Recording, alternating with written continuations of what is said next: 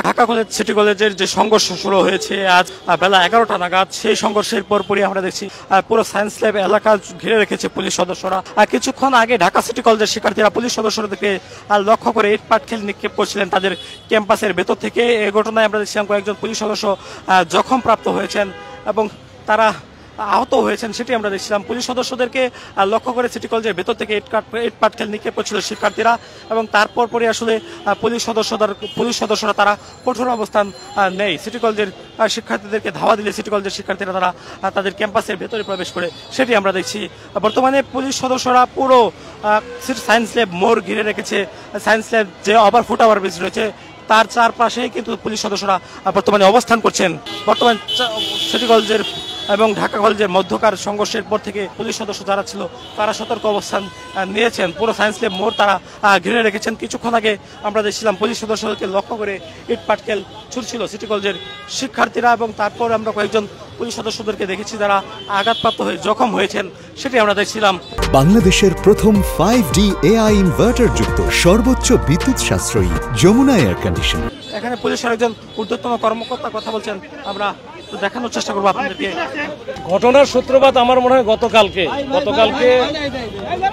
11টা থেকে 11:30 থেকে এখানে ঢাকা কলেজের এক স্টুডেন্ট এখানে এখন যে দিলাম তারা কই গেল?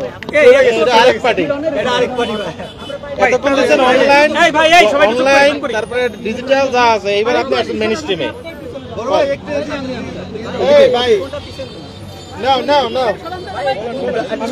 আজকের এই ঘটনা আসলে সূত্রপাত কেন? আমরা কয়েকদিন আগেও দেখছিলাম, আজকে কেন লাগছে? আজকে আমরা যতটুকু জেনেছি এবং গতকালকে আমরা জানি বিষয়টা, এটা ঢাকা কলেজের একজন স্টুডেন্ট সায়েন্স ল্যাবরেটরি এখানে আসছিল, মানে ড্রেস ইউনিফর্ম পরেছিল। তো এটা কয়েকজন ছেলেবেলে আমরা সিসি ক্যামেরা ফুটেজে যেটা দেখেছি যে সিভিলে তারা তাকে ধাওয়া করে এবং সে ওই ওভারব্রিজ থেকে বা ফুট ওভারব্রিজ থেকে নিচে নামার সময় পড়ে যায়। পড়ে গিয়ে তার মুখের এই সামনের অংশটা একেবারে গুরুতরভাবে থেতলে যায় এবং ওখানে কিছু তাকে বেল্ট দিয়ে মারেও।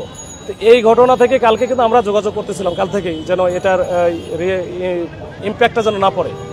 তো তারপরে কিন্তু আজকে সকালে হুট করে যে একটু আগে আপনারা জানেন যে ঢাকা কলেজের বেশ কিছু 200-250 স্টুডেন্ট এরা চলে আসছে সিটি কলেজের এখানে এসে এলোপাতারি তারা হয়তো ডিল ছুটছে, গেটে ডিল মারছে। তো আমরা খবর পাওয়ার পরে কিন্তু আমরা দ্রুত চলে আসি এখানে আমাদের অতিরিক্ত ফোর্স আসার পরে ফোর্স দিয়ে আমরা হচ্ছে দুই পাশে আমরা দুই দিকে কিন্তু ঢাকা কলেজের ওদিকেই বিশেষ করে আমরা নিয়ে গেছি। তারা একটু রাস্তার উপরে ছিল, তাদেরকে মোটামুটি ক্যাম্পাসের ভিতর ঢুকিয়ে দিয়ে ওইখানে মোটামুটি একটা অবস্থা করে যে ওরা বের হবে না, এরকম একটা করে আমরা আসি।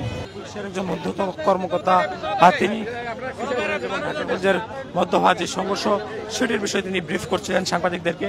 তিনি বলছিলেন যে মূলত তুচ্ছ ঘটনার ঝেড়ে আজকের যে সংঘর্ষ সেটি কিন্তু শুরু হয় এবং তারপর আসলে পুরো এলাকা উত্তপ্ত হয়ে ওঠে। পুলিশের ঊর্ধ্বতন কর্মকর্তার যে বক্তব্যটি সেটি আপনাদেরকে আবারও শোনানোর চেষ্টা করছি।